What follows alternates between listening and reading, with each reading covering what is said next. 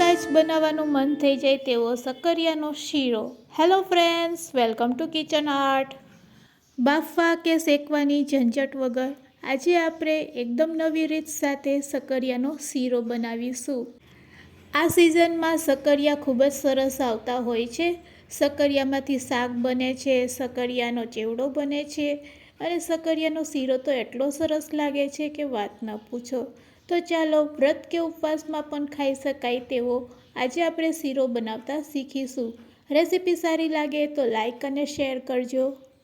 મારી ચેનલ ઉપર નવા હોય અને મારી ચેનલને હજુ સબસ્ક્રાઈબ ન કરેલ હોય તો સબસ્ક્રાઈબ કરી બાજુનું બેલ બટન દબાવવાનું ભૂલશો નહીં, જેથી કરીને તમને મારા નવા વિડીયોનું નોટિફિકેશન મળતું રહે। તો માર્કેટમાં બે પ્રકારના સક્કરિયા મળતા હોય છે, તમે કોઈ પણ સક્કરિયા લઈ શકો છો। તો બંને કલરના સક્કરિયામાંથી આજે આપણે શીરો બનાવીશું। તો ફક્ત સક્કરિયા લાવ્યા પછી સારી રીતે તેને ધોઈ લેવાના છે અને સારી રીતે ધોયા પછી હવે તેની આપણે છાલ દૂર કરી લેશું। સક્કરિયાને ધોવાથી તેમાં રહેલી માટી અને ધૂળ આપણે દૂર કરી શકીએ છીએ, કારણ કે તે કંદમૂળ છે।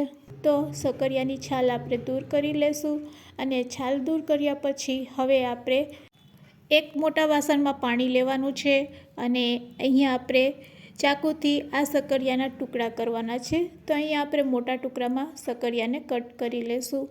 પાણીમાં સક્કરિયાને એટલે એડ કરવા પડે છે કારણ કે સક્કરિયા છે તે તરત જ કાળા પડી જાય છે। તો સક્કરિયા કાળા ન પડે એટલે પાણીમાં આ રીતે તમે કટ કરીને રાખશો એટલે સક્કરિયા કાળા નહીં પડશે। તો અહીંયા બંનેની છાલ દૂર કર્યા પછી મેં બંને પ્રકારના સક્કરિયાને આ રીતે મોટા ટુકડામાં કટ કરી લીધા છે, તમે જોઈ શકો છો। આ રીતે કરવાથી ના તો તમારે સક્કરિયાને બાફવા પડશે, ના તો શેકવા પડશે। આમાંથી તરત જ આપણે શીરો તૈયાર કરીશું। તો તમે જોઈ શકો છો, બસ આ રીતે મોટા ટુકડામાં કટ કર્યા પછી હવે આપણે ગેસ તરફ જાશું। ગેસની ફ્લેમ ચાલુ કરીશું અને 2 મોટી ચમચી જેટલું ઘી એડ કરશું। ઘી થોડુંક મેલ્ટ થાય એટલે તરત જ મોટા ટુકડામાં કટ કરેલા સક્કરિયાને આપણે તેમાં એડ કરી દઈશું અને એક વખત આપણે તેને મિક્સ કરી લેશું ઘી સાથે।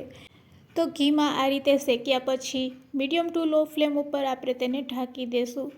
પાણીમાં બાફાયેલા સક્કરિયાનો સ્વાદ છે તે ફીકો પડી જાય છે અને તેની મીઠાશ હોય છે તે પણ જતી રહે છે, પણ જો આ રીતે તમે શીરો બનાવશો તો શીરાનો સ્વાદ છે તે 4 ગણો વધી જશે। બસ હવે તેને લીડથી આપણે ઢાંકી દઈશું। મીડિયમ ટુ લો ફ્લેમ ઉપર 4 મિનિટ તેને થવા દેશું। ત્યાં સુધી આપણે એક દૂધ તૈયાર કરીશું આ શીરા માટે। તેના માટે ગેસની ફ્લેમ ચાલુ કરીશું। એક પેનમાં આપણે 1 વાટકી જેટલું દૂધ લેવાનું છે। આ દૂધને આપણે સહેજ ગરમ કરવાનું છે। એક ઉભારો આવે એટલે તેમાં ચપટી હળદર એડ કરશું। હળદરની જગ્યાએ તમે કેસર પણ વાપરી શકો છો। કેસર ન હોય તો બસ ચપટી દૂધમાં હળદર એડ કરી દેવાનું એટલે દૂધનો કલર ચેન્જ થઈ જશે, પણ સ્વાદમાં કોઈ ફરક નહીં પડશે। બસ હવે તમારે જે પણ ડ્રાયફ્રૂટ એડ કરવા હોય તે તમે એડ કરી શકો છો। તો મેં અહીંયા કાજુ, બદામ અને કિસમિસ એડ કરેલી છે, સાથે પિસ્તા પણ એડ કરેલા છે। બધી વસ્તુ એડ કર્યા પછી હવે આ દૂધને આપણે થોડીક વાર માટે પકાવીશું। આ રીતે પકાવવાથી કાજુ, બદામ, પિસ્તા, ડ્રાયફ્રૂટ છે તે સરસ દૂધ સાથે ભરી જાય છે અને દૂધનો એક સરસ ફ્લેવર આવે છે। તો અહીંયા દૂધ આપણું સરસ તૈયાર થઈ ગયું છે। બસ હવે ગેસની ફ્લેમ આપણે બંધ કરી દઈશું। આ પ્રોસેસ કરતા હોય છે ત્યારે આપણા સક્કરિયા પણ એ જ સમયે બફાઈ ગયા હશે ઘીમાં। તો તમે જોઈ શકો છો, તમારે ચાકુથી ચેક કરી લેવાના। આ રીતે સક્કરિયા સરસ બફાઈ જાય એટલે તરત જ આપણે મેશરની મદદથી મેશ કરી લેશું। તો ફ્રેન્ડ્સ, આ રીત તમને કેવી લાગી તે મને કમેન્ટ્સમાં ચોક્કસથી કહેજો અને આ રેસીપી તમે ક્યાંથી જોઈ રહ્યા છો તે પણ મને કમેન્ટ્સમાં જરૂરથી કહેજો। તો તમે જોઈ શકો છો, મેશરની મદદથી એકદમ સરસ સક્કરિયાનો માવો છે તે તૈયાર થઈ ગયો છે। એકદમ સરસ માવો તૈયાર થઈ જાય આ રીતે એટલે તરત જ તેમાં આપણે ખાંડ એડ કરવાની છે। તો મેશરથી મેશ કર્યા પછી અહીંયા આપણે ખાંડ એડ કરશું સક્કરિયામાં। હવે ખાંડ કેટલી લેશું તો તમારે એક વખત સક્કરિયા ચાખી લેવાના અને પછી ખાંડ એડ કરવાની છે। મેં અત્યારે 4 ચમચી જેટલી ખાંડ એડ કરેલી છે। ખાંડ એડ કર્યા પછી તરત જ આપણે જે ડ્રાય ફ્રૂટવાળું દૂધ તૈયાર કરેલું છે તે તેમાં એડ કરી દેશું. જો આ રીતે તમે શીરો બનાવશો તો શીરાનો એક અલગ જ ટેસ્ટ આવશે જે સૌ કોઈને ખૂબ જ ભાવશે. તો ફ્રેન્ડ્સ, આ રીતે જો ક્યારેય તમે ટ્રાય ન કરેલ હોય તો એકવાર ચોક્કસથી ટ્રાય કરજો. હવે દૂધ જેટલી આપણે થોડીક ખાંડ એડ કરશું. તો મેં ફરીથી 2 ચમચી જેટલી ખાંડ એડ કરેલી છે. બસ હવે શીરામાંથી બધું દૂધ બળી ન જાય ત્યાં સુધી આપણે શીરાને પકાવવાનો છે. બસ આ રીતે સ્પેચુલાથી આપણે સતત હલાવતા જઈશું. બધું દૂધ બળી જશે એટલે આપણો શીરો પણ તૈયાર થઈ જશે. દૂધને બળતા ફક્ત 1 મિનિટ લાગશે. તો તમે જોઈ શકો છો જેમ જેમ દૂધ બળતું જશે તેમ તેમ શીરો આપણો ઘટ થતો જશે. તો ઓલમોસ્ટ આપણો શીરો છે તે રેડી થઈ ગયો છે. પેનમાંથી ઘી પણ છૂટું પડવા લાગ્યું છે. આ રીતે ઘી છૂટું પડવા લાગે એટલે સમજી જવાનું કે શીરો છે એ આપણો તૈયાર થઈ ગયો છે.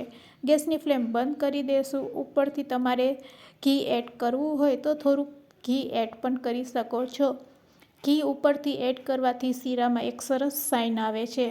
તો અહીંયા આપણો ગરમા ગરમ શક્કરિયાનો શીરો રેડી છે સર્વ કરવા માટે. ગરમા ગરમ શીરાને આપણે એક બાઉલમાં કાઢી લેશું અને પછી તેને આપણે ડીમોલ્ડ કરી લેશું એક પ્લેટમાં અને તેને ગાર્નિશ કરીશું કાજુ, બદામ અને પિસ્તાથી. તો ખૂબ જ હેલ્ધી એવો શક્કરિયાનો શીરો રેડી છે સર્વ કરવા માટે. તો ફ્રેન્ડ્સ, આજની રેસીપી કેવી લાગી તે મને કમેન્ટ્સમાં જરૂરથી કહેજો.